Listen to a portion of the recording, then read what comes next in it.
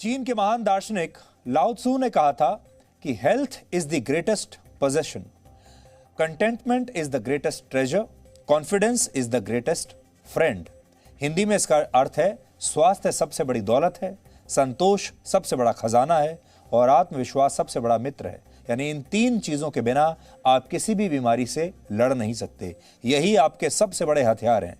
ना तो कोई मिसाइल काम आने वाली है और ना ही कोई बम और बंदूक काम आने वाली है। इसलिए अब हम आपको एक ऐसी खबर के बारे में बताएंगे जो कोरोना महामारी के खिलाफ ये युद्ध जीतने में आपकी मदद करेगी, आपका मार्गदर्शन करेगी। ये खबर महाराष्ट्र के एक बुजुर्ग पति पत्नी की है जिन्हें कुछ दिन पहले कोरोना का संक्रमण हो गया था। धेनु चव्हाण 105 वर्ष के हैं और उनकी पत्नी 95 वर्ष की है। उन्हें 24 मार्च को यह पता चला कि ये दोनों कोरोना से संक्रमित हैं। ज्यादा उम्र होने की वजह से इनके परिवार को यह उम्मीद ही नहीं थी कि वो अस्पताल से कभी जिंदा वापस घर लौट पाएंगे।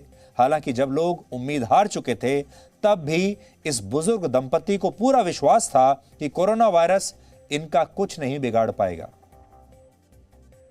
105 साल के धेनु चव्हाण 9 दिनों तक आईसीयू में रहे और 95 वर्ष की उनकी पत्नी की हालत भी काफी गंभीर थी।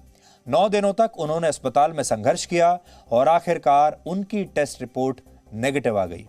यानी इस बुजुर्ग दंपति के आत्मविश्वास ने कोरोना वायरस को हरा दिया। आपने कई लोगों को यह कहते हुए सुना होगा कि पहले के लोग बहुत लंबी उम्र जीते थे, लेकिन अब यह संभव नहीं है। और आपको पता है कि ऐसा क्यों है? क्योंकि पहले के लोग, पुराने लोग स्वास्थ्य को अपनी सबसे बड़ी दौलत, संतोष को अपना सबसे बड़ा खजाना और आत्मविश्वास को अपना सबसे अच्छा मित्र मानते थे। आज इस खबर से आपको यह सीखना है कि जब ये बुजुर्ग पति पत्नी आईसीयू में 9 दिन रहकर घर लौट सकते हैं ठीक ठाक होकर, तो आप कोरोना वायरस को क्यों नहीं हरा सकते?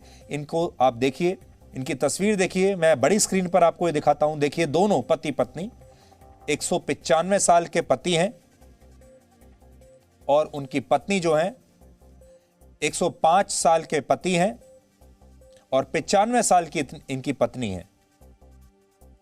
दोनों को कोरोना वायरस का संक्रमण हुआ है और अब ये दोनों ठीक होकर वापस अपने घर आ चुके हैं।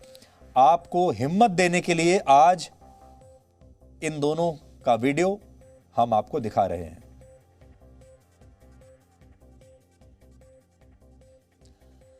अब हम आपको कुछ ऐसे आंकड़े बताते हैं जो आपको राहत देंगे। पिछले 24 घंटों में हमारे देश में कोरोना वायरस से 3,23,000 लोग संक्रमित हुए हैं और यह आंकड़ा पिछले दिनों के मुकाबले कम है। अगर एक दिन पहले की बात करें तो हमारे देश में 3,49,000 मामले 24 घंटे में दर्ज हुए थे।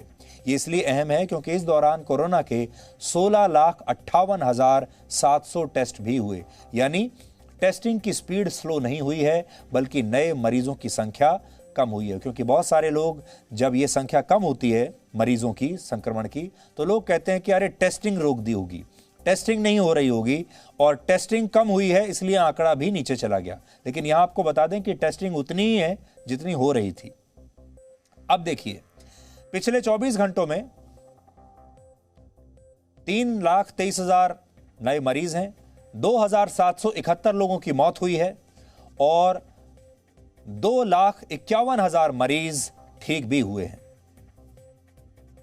जो अच्छी बात है जिस पर आपको ध्यान देना चाहिए वो ये कि 2.5 लाख मरीज पिछले 24 घंटे में ठीक भी हुए हैं।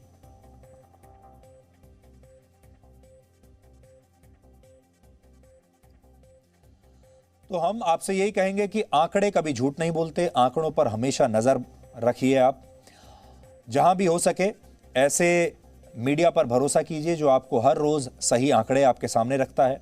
और आजकल तमाम तरह के लोग आपको यही कहते हैं कि अगर आपको ठीक ठाक रहना है, डिप्रेशन में नहीं जाना है और डरना नहीं है, तो न्यूज़ देखना बंद कर दीजिए, अखबार पढ़ना बंद कर दीजिए। क्योंकि जैसे ही आप न्यूज़ देखते हैं वैसे ही लोगों को डिप्रेशन होने लगता है, डर लगने लगता है। इसलिए हम एक अलग तरह की भूमिका इस बार आपके जीवन में निभाने की कोशिश कर रहे हैं। हम आपको ये बताने की कोशिश कर रहे हैं कि आप सही जानकारी अपने पास रखिए, आप जागरूक बने रहिए। यही आपकी सबसे अच्छी वैक्सीन है और ये जानकारी के आधार पर ही आप जल्दी से जल्दी वैक्सीन लगवा लीजिए और अपने आप को सुरक्षित कर लीजिए। इस समय आप सबको सबसे ज़्यादा जो ज़रूरत है इलाज के अलावा वो है सही जानकारी की। और हमने इस पूरे महीने जब ये दूसरी लहर आई है, ये पूरी कोशिश की है कि हम आपके दोस्त बनकर आपको लगातार सही जानकारी दें, आपको ऐसी खबरें ना दिखाएं जिससे आप भयभीत हो जाएं, जिससे आप डिप्रेशन में चले जाएं। हम कोशिश करते हैं आपको सही जानकारी दी जाए, आपको अवेयरनेस आपके बीच में फैलाई जाए, क्या सही है क्या गलत है, आपको वैक्सीन लगवानी है तो कहाँ लगवानी है, कौन सी दवाई की असली कीमत क्या है, ये सब हमने आपको बताने की कोशिश की है। और आज आपको ये बताते हुए बहुत खुशी हो रही है हमें कि पिछले 17 दिनों में डीएनए को 8,70,00,000 से ज़्यादा लोगों ने अकेले फेसबुक पर देखा है। इससे ये बात पता चलती है, हमारे लिए जो सीखने वाली बात है वो ये कि हमारे देश के जो लोग हैं वो ज़रूरी नहीं है कि सिर्फ सस्ती खबरें, सनसनीखेज खबरें देखना चाहते हैं। हमारे देश के लोग सही जानकारी देखना चाहते हैं। हमारे देश के लोग वो खबरें देखना चाहते हैं जो उन्हें सकारात्मक भावनाएं और सकारात्मक एनर्जी उनके अंदर दे सकें। इसलिए आप सबका एक बार फिर से बहुत बहुत शुक्रिया।